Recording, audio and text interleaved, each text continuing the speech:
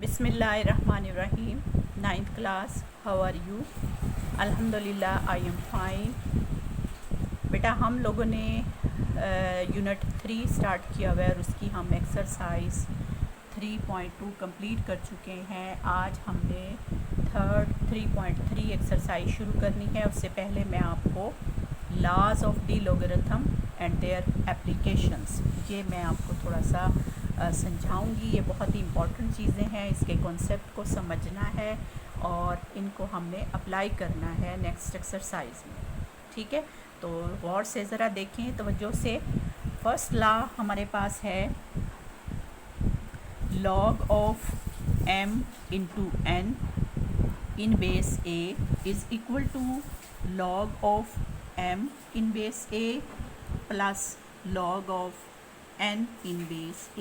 लेकिन बेस वही है जो यहाँ पर है, दोनों में सिर्फ क्या है कि ये जो चीज़ें दो मल्टीप्लाई हो रही थी आफ्टर अप्लाइंग दी लॉग वो चेंज हो गई हैं एडिशन में। This is the application of the first law, the multiplication change into addition.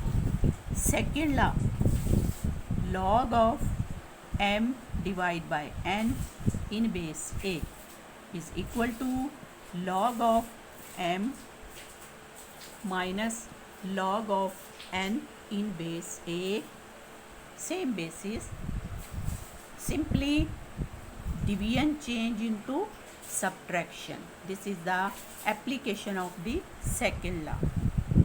Third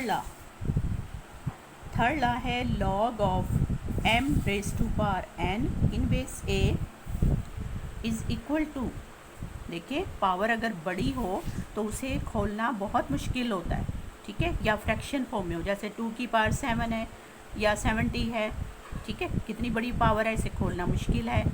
इसी तरह 2 की पावर अगर 3/2 है ऐसे फ्रैक्शन की फॉर्म में, तो इसकी पावर को अब हम कैसे खोलें?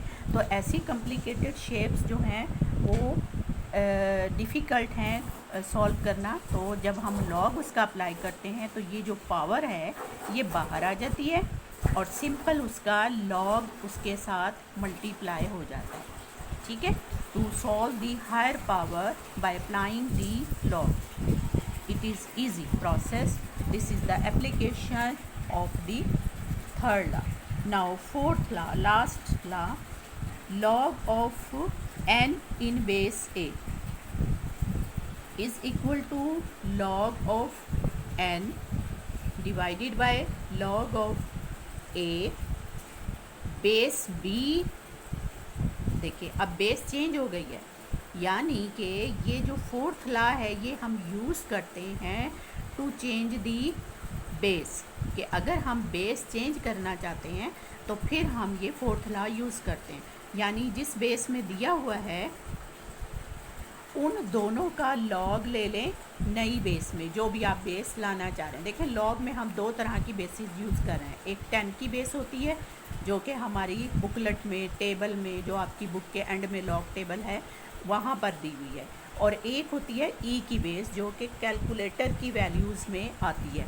दोनों में बहुत थोड़ा सा फ़र्क है, पॉइंट के बाद फोर्थ प्लेस पर 1-2 का थोड़ा सा डिफरेंस आता है। तो ये कोई ख़ास फ़र्क नहीं है, लेकिन फिर भी अगर ज़रूरत हो बेस चेंज करने की तो हम ये फोर्थ लॉ यूज़ करते हैं। इसी लॉ को ना, ये देखिए ये डिवीजन की फॉर्म में दिया हुआ ना, इसी को हम यूँ भी लिख सकते हैं अगर हम लिखें और करके कि इसको देखें, ये लॉग ऑफ, ऊपर वाली वैल्यू में लिख रही हूँ log of n in base b। अब ये जो नीचे वाली वैल्यू है ना इसको ऊपर लेके जाएं तो ये हो जाता है log of b in base a। यानी ये जो दो वैल्यूज़ हैं ना ये इंटरचेंज हो जाती हैं, ऐसे हो जाती हैं, यूँ है ना पहले, तो अब यूँ हो जाएगी, ये जो बेस है ये यहाँ आ जाएगी और ये वाली वैल्यू नीचे आ जाएगी। इसका एक और एप्लीकेशन आपके पास देखें आ गई कि अगर नीचे से कोशेंट को आप ऊपर लेके जाते हैं तो इस तरह से चेंज कर सकते हैं, या ऊपर वाली वैल्यू को नीचे लेके आते हैं तो ये चेंज कर देते हैं, ठीक है ना। ये वाली एप्लीकेशन भी हम यूज़ करेंगे टू सॉल्व सम न्यूमेरिकल्स, और ये बेस चेंज करने वाली एप्लीकेशन भी हम यूज़ करेंगे।